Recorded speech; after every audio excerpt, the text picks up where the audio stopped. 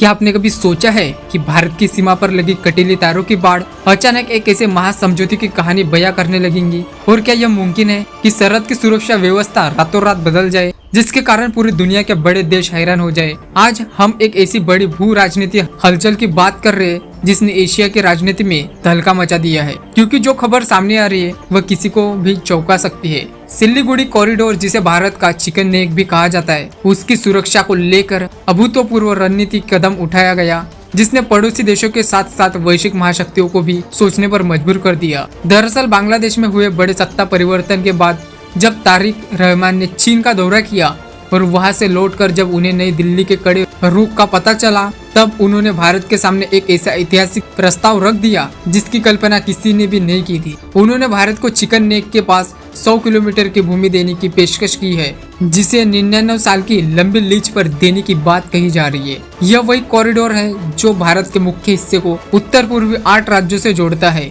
और सामरिक दृष्टि से बेहद संवेदनशील माना जाता है, क्योंकि इसकी चौड़ाई केवल 22 किलोमीटर है, जो हाल ही के समय में कुछ क्षेत्रों में 42 से 48 किलोमीटर तक फैली हुई है। इस बेहद संकरते रास्ते पर हमेशा चीन की नजर रहती है, जो डोकलामा और चुबी घाटी के जरिए भारत पर दबाव बनाने की कोशिश करता रहता है। लेकिन बांग्लादेश के इस नए प्रस्ताव ने चीन के रणनीतिकारों को होश उड़ा दिए हैं और पाकिस्तान में भी खलबली मच गई है, क्योंकि अगर ये समझौता हो जाता है तो भारत को अपनी सेना, सरहद और भारी हथियारों को उत्तर पूर्व भेजने के लिए एक बहुत ही बड़ा बफर जोन मिल जाएगा, जिससे भारतीय सेना की ताकत कई गुना बढ़ जाएगी और यह चीन की घेराबंदी वाली नीति पूरी तरह ध्वस्त हो जाएगी। परंतु इसे बड़े ऑफर के साथ बांग्लादेश ने 2 बेहद पेचीदा शर्तें भी रख दी है, जिसके कारण भारत के गृह मंत्रालय और सुरक्षा एजेंसियों के सामने एक बड़ा असमंजस पैदा हो गया है। बांग्लादेश चाहता है कि भारत में रहने वाले बांग्लादेशियों मूल के लोगों को कभी बाहर ना निकाला जाए और दोनों देशों के बीच मुक्त वीजा नीति लागू की जाए,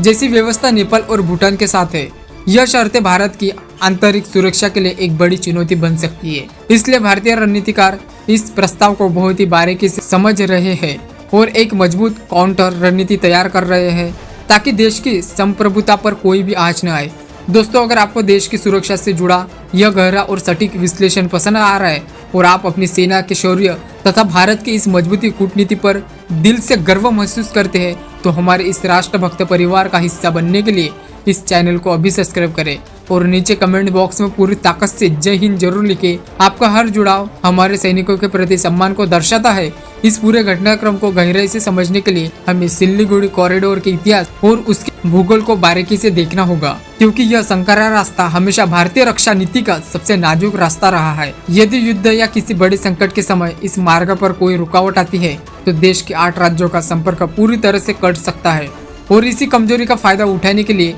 चीनी सेना हमेशा सीमा पर सैन्य बुनियादी ढांचे का निर्माण करती रहती है। लेकिन बांग्लादेश का यह नया रूप इस पूरे खेल को बदलने की क्षमता रखता है, क्योंकि 100 किलोमीटर चौड़ा गलियारा मिल जाने से भारतीय सेना का समांतरण हाईवे और रेलवे ट्रैक बनाने की पूरी आजादी मिल जाएगी, जिससे पूर्वोत्तर की सुरक्षा हमेशा के लिए अभेद्य हो जाएगी। इस रणनीतिक बदलाव से चीन की वह योजना पूरी तरह से नाकाम हो जाएगी जिसे वह भारत को घेरने के लिए तैयार कर रहा था। बंदरगाह और बुनियादी ढांचे में भारी निवेश किया था ताकि संकट के समय वह भारत पर दबाव बना सके। परंतु दिल्ली के कई संदेश ने ढाके के सत्ता के गलियारों में हड़कंप मचा दिया है और उन्हें यह एहसास हो गया है कि भारत की नाराजगी उनके देश की आर्थिक स्थिरता के लिए बहुत ही भारी पड़ सकती है। यही कारण है कि बांग्लादेश ने इस ठंडे बस्ते में बड़ी योजनाओं को अचानक बाहर निकालकर और भारत को मनाने के लिए एक बड़े कूटनीतिक कार्ड के रूप में इस्तेमाल किया है। भारतीय रक्षा विश्लेषणों का मानना है कि इस भूमि के मिल जाने से उत्तर पूर्वी कमान की सामरिक गहराई बहुत बढ़ जाएगी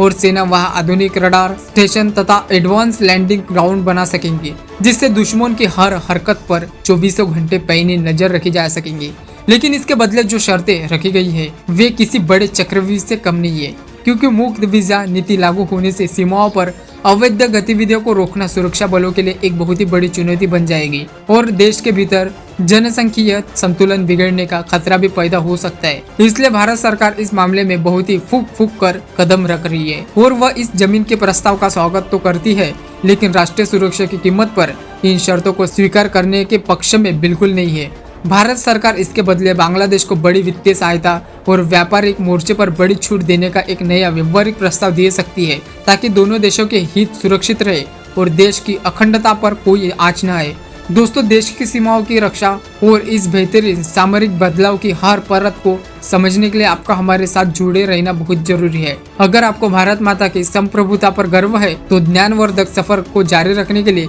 चैनल को सब्सक्राइब कर लीजिए और कमेंट में जरूर से बताइए कि आप ये वीडियो भारत के किस शहर या फिर राज्य से देख रहे हैं। तो दोस्तों, आपको ये विश्लेषण पसंद आता है तो वीडियो को लाइक कीजिए, चैनल को सब्सक्राइब कीजिए। मिलते हैं नेक्स्ट वीडियो में।